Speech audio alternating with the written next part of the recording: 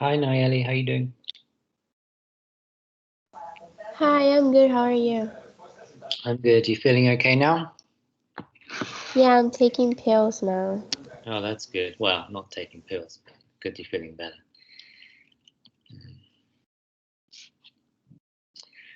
All right. If you just come, you can put yes in the chat. If you've been to blended learning this week, you don't have to be here, but it's nice to see you. Just to say, after this week, we have, what is the date today? It's 11th, 12th. We have 1 week, 2 weeks, we have 2.5 weeks left from today until the end of the marking period. There's probably going to be 6 assignments this marking period. This is the third one, so we had 3. So we're halfway there. One piece of news that probably I didn't tell you before is that the last week of the marking period, which is the last week of May, so beginning the 24th of May, we will be doing a mock regents exam, but it's going to be a little tiny, whiny, weeny, mini mock regents exam. It's not going to be the whole thing. It's not going to be even as big as it was in January. It's going to be one form in a quiz format. Some of the questions will be multiple choice. Some will be just answering on the form. I think there's 16 questions total. But I'll talk more about that, not next week, the week after. It's something where you can do a little bit a day. So there's 3 sections. You can split it up into different sections. If you're in person, blended learning, we will actually do it in class. If you're in my period 1 class, like surgery, I'm looking forward to seeing you on Monday because I know you guys are going to be back. So that's great. Mohammed, are we taking it for other classes too? You know, say you have to ask your teacher, but I presume you will have some kind of end of year assessment in your other classes.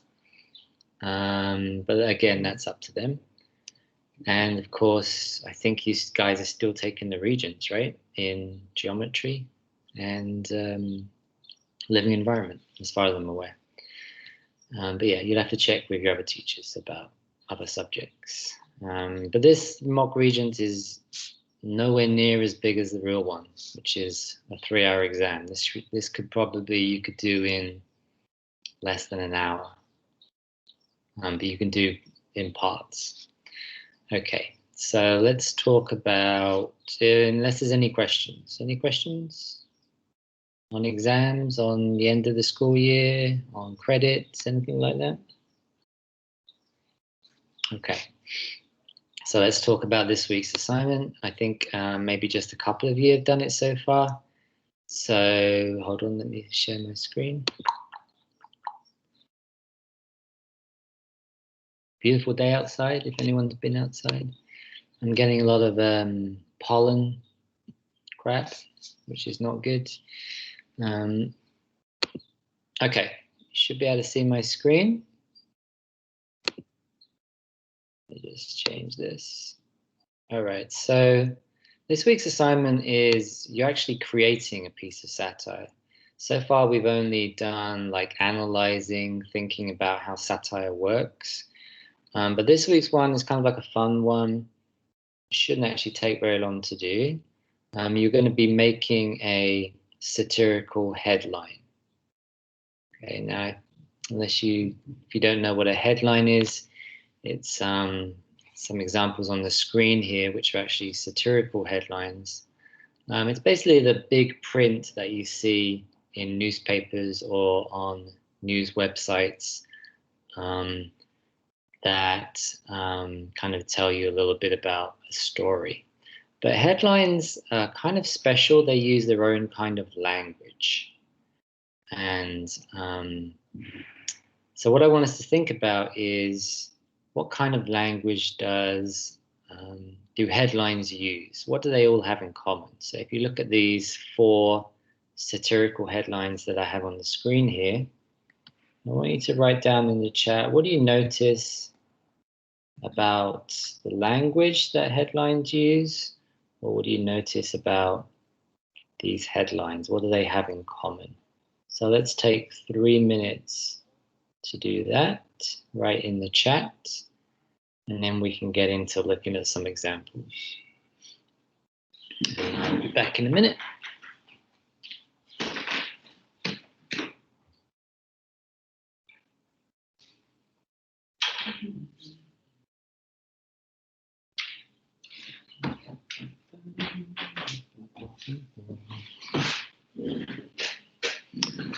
All right.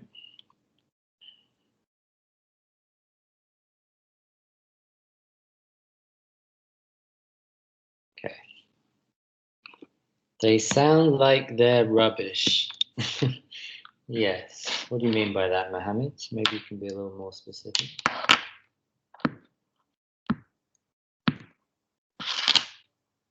Nathan says they all have to do with stupid things. True. Yeah. Hi, Simone. They're not real things that you can happen in real life, and when you first read them, they make you laugh. Yes, so these are all true, right? These are all satirical headlines, and they do all those things. But let's just focus specifically on maybe the words and how the words look, maybe. Yes, they do sound dumb, right? True, actually. But what is it about the words themselves? How do they look, and how is that different from how you normally write sentences? Yes, good point, Mohammed. They're trying to catch your attention. How do they catch our attention, though?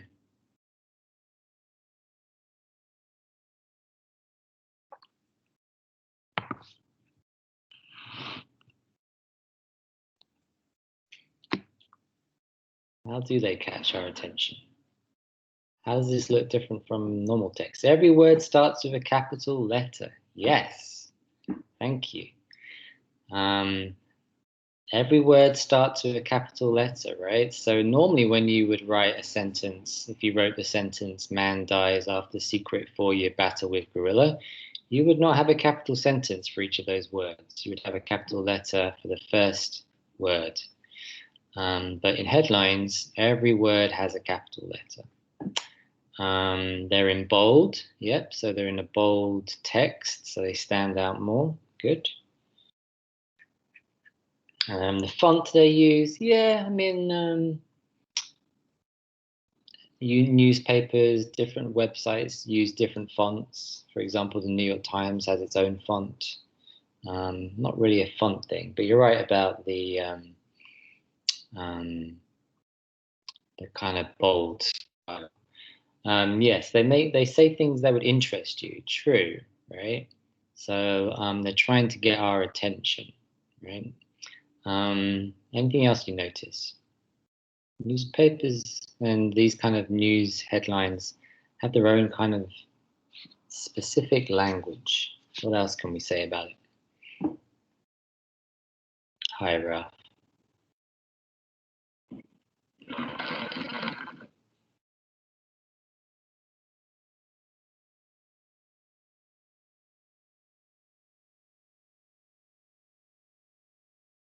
All right, I'm going to give another minute to think about this. If you could write in the chat, what do we notice about the language of headlines? How's it different from the normal language we use? Maybe what's missing, or what's different?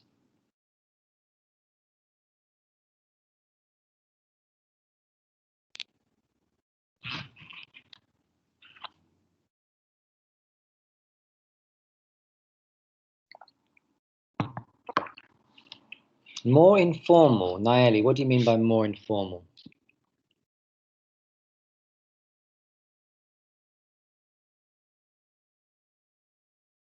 And maybe Nayeli, you can write what you mean by more informal.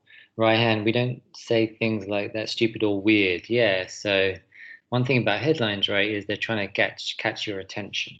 So, yes, they're not normally that weird. That's true. Oh, is that what you meant? Okay, I see. Well, let's maybe look at some features of the language of headlines. We talked about some of them. So, big letters, right? If you look at these headlines on the right-hand side of the screen, the letters are bigger, or the words are bigger than the rest of the text. One thing no one said was there's no unnecessary words here, right? If you were writing the sentence, man looks on helplessly as friend tells him story he's already heard, if you were writing that as a normal sentence, maybe in a text message, you would probably say, a man or the man looks on helplessly as his friend tells him a story, right? So the thing about headlines is they have to get the whole story in as little words as possible because you've only got that little space to tell the whole story. So you have to try and tell the whole of what you're trying to say or summarize in as few words as possible. Ralph, what do you mean by assumptions? It's an interesting point. What do you mean by that? If you want to write it in the chat, and then I'll come back to it while I just look at some more things here. We talked about capitalizes every word, right? Every word has a capital letter at the beginning. The other thing is it's very general, right? So if we take the one, man forced to come up with 45 seconds of facial expressions while waitress lists off specials. We don't get his name. We don't get anything about this man, right? So newspapers and headlines, they keep it very general about the type of people involved. It's like man or teen or humans or boyfriends, right? It's a very general category, a group of people. Okay, so Mr. Wick, are these real titles? These are satirical ones, Nathan. These are not real. So there's a website called The Onion. I think it's theonion.com. And this is where all these satirical headlines come from. All they do on this website is they make up satire. They basically satirize the news and this kind of thing. Ralphie said, like spreading what they're assuming almost like rumors. I'm going to think about that while I just continue here. The other thing is, the headline is trying to tell the whole story in, less than 20 words or something. So it has a very basic structure, language structure. So we get what we call in English subject object and then a verb. There's a basic structure of pretty much every English sentence, right? High school kicker is the subject. Finds is the verb there. All right, so scientists trace, man looks on, new study finds, boyfriends who aren't speaking, right? So as well as keeping it very general, there's a very basic structure where you start with a subject and then you have the verb. What is the subject doing? Also, all news headlines are in the present tense. Any idea why that would be? Why would a news headline be in the present tense? Anybody wants to unmute or write in the chat? I'm still going to think about what Ralph is saying here.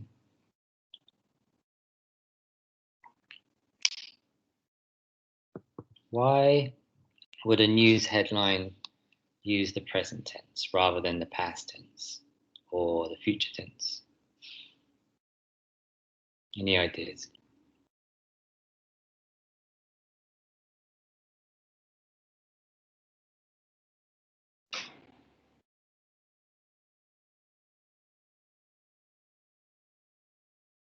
Is it because it's happening currently?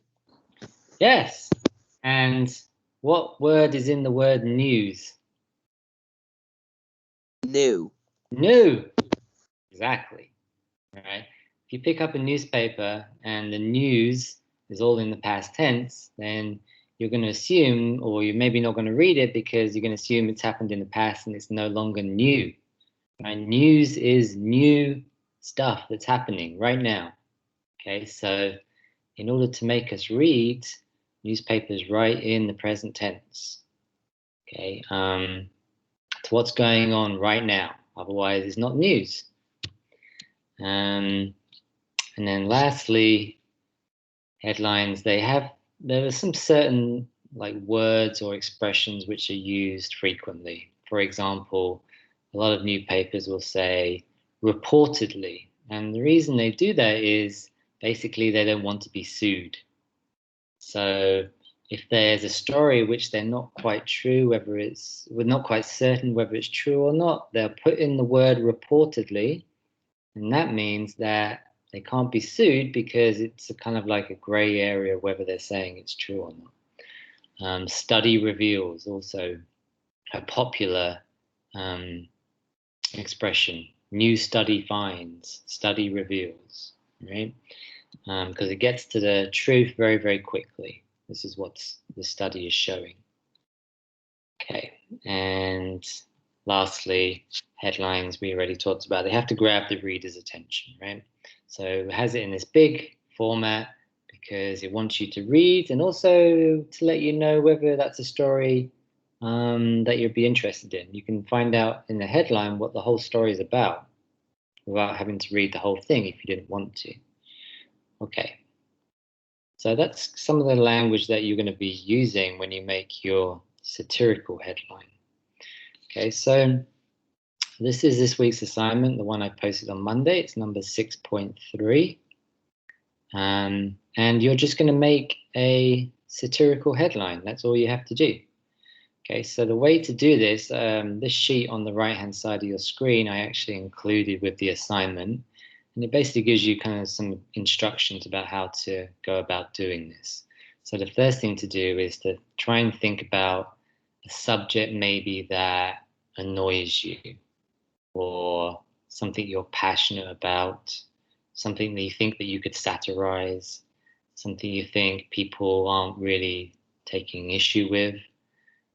Some examples of subjects might be school, right?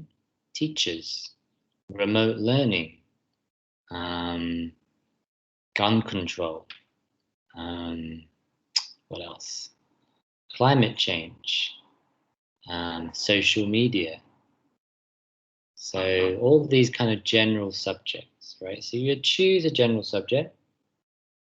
Old people, very popular one. Like we'll have a look at an example in a minute, okay? And then you want to think about how you can make it satirical. All right. So my example I have on the sheet there is politicians listen to Girl Scout leaders promise to destroy their business by November. Okay, you'll notice that headline, every word is in capital letters, starts with a capital letter. And it's about, the fact that you would expect politicians to, if they're going to listen, that they're actually going to do something to help, whereas what they're actually saying is they're going to destroy their business by November. So your satirical headline has to have a satirical device in it. So this one uses irony, specifically situational irony, because we wouldn't expect a politician to say this. Also, we could say it uses hyperbole. Destroy their business is over the top, it's exaggerating. But you only have to have one, or at least one satirical device. The easiest one to use is situational irony. So your headline basically is saying something that we wouldn't expect to happen. That would be situational irony. And we'll look at some examples in a minute. Your whole joke has to be in the headline. You want to try and keep the headline to less than, say, 20, 25 words, because if it's more than that, it's not really a headline anymore. Okay, get rid of those small words like a, the, at, etc. And try and make it funny, right? This is satire. So let's look at some examples. These are all from students, I think from last year. So 21-year-old man breaks into prison because he has nowhere to go. Okay. Now, why is this situational irony? Any ideas? Someone wants to say it? Because the man broke into a prison when it's usually people trying to break out. Yes. So, the headline could just be 21-year-old man breaks into prison. That in itself is situational irony, okay? But you could add something to it, right? This is situational irony. We normally expect people to break out of prison. So a good way of thinking about how you're going to make your headline is think about a situation where something would happen that you would not expect. And then you could make it into a headline using the kind of language we talked about. Yes, Gerardo, thank you. Normally people break out of prison, not into prison. 98% of tests revealed to be 100% useless. So there's a whole category of headlines which use these ridiculous statistics. And this is kind of making fun of those kind of statistics, right? This is a statistic that does not make any sense. And is ironic, right? Because you expect tests to actually be useful. So again, it's situational irony. To make it even more ironic, you can use a even more specific number, like 98.6%. That would be an example of hyperbole as well. Another example, rich man robs homeless man, says I was down to my last $1 million. Right? Again, situational irony. We don't expect rich men to rob a homeless man. Maybe we would expect the other way around. And I like this one because it adds something that the man says, I was down to my last $1 million. It just adds to the comic effect. Old lady is very similar to the breaking into prison one. Old lady caught breaking into prison to get better Wi-Fi. So I like this one because it's not just that someone's breaking into prison, which is ironic, but the reason they're breaking into prison is kind of funny because the Wi-Fi this woman gets outside is not very good. Maybe the Wi-Fi in prison is better. I think this is the last one. Yes. Teacher yells at student for always knowing the answer. Right? We don't expect teachers to yell at students for knowing the answer.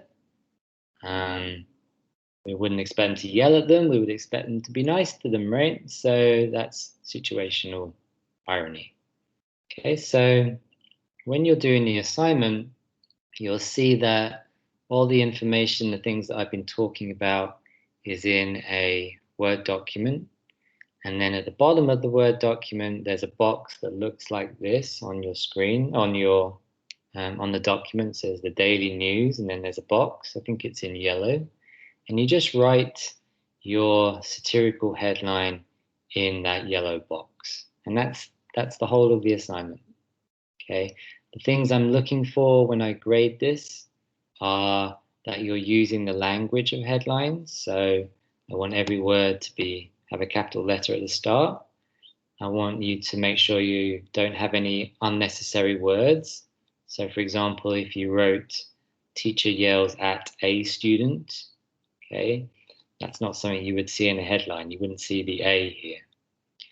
I'm also looking for funny ones because remember these are supposed to be satirical, supposed to be funny.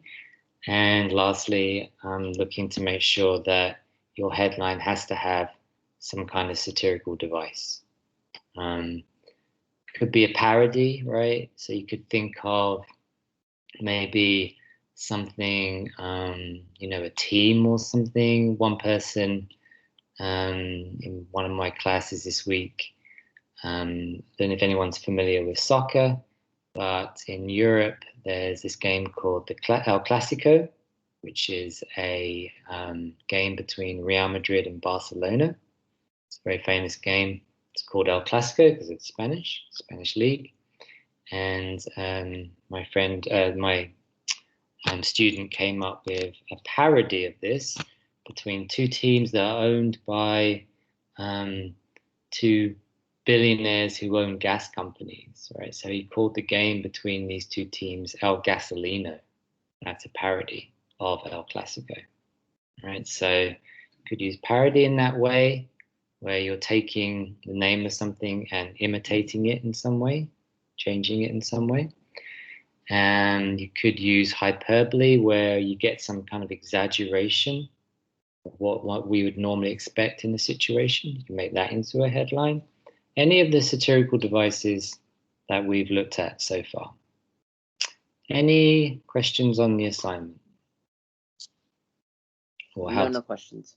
No questions. Nathan, yours is very good. I liked it very much. But if you're stuck, you really don't know how to do this, or you're stuck for inspiration, send me a message in chat and I can try and help you. Just to say, before we go, on Friday we won't have a meeting. I'm actually going to talk to individual students who are maybe a little behind on this unit, and to help them catch up. If you don't get a message from me, that means you're okay. And then on school tomorrow?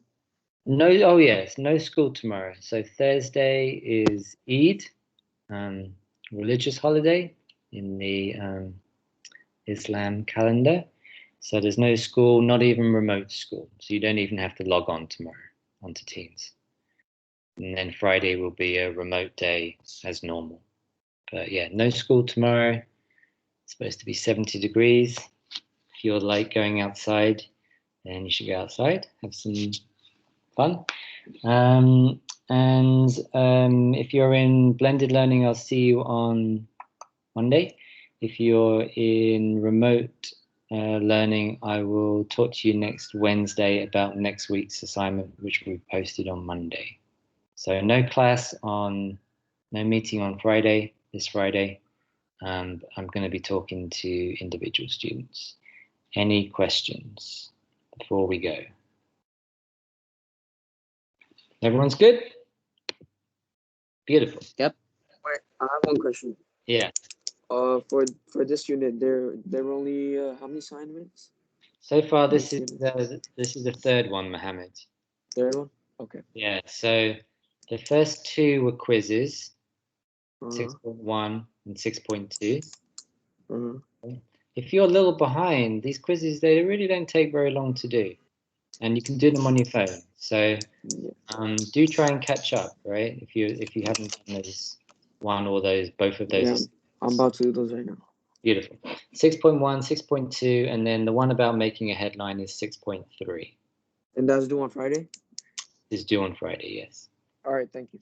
No problem. Any other questions? All right. Everybody have a great day. I will speak to you next week. If you have any questions, just send me a message in chat. Otherwise, take care, stay safe. Speak to you guys next week. Bye, everybody. Have a great day. Bye, Mr. Wick. Have a good day. Bye. Have a nice day. You too. Bye, Bye, guys. Mr. Wick. Bye. Take care. Bye. Bye, everybody. Bye. Bye, Ralph. Thanks for coming.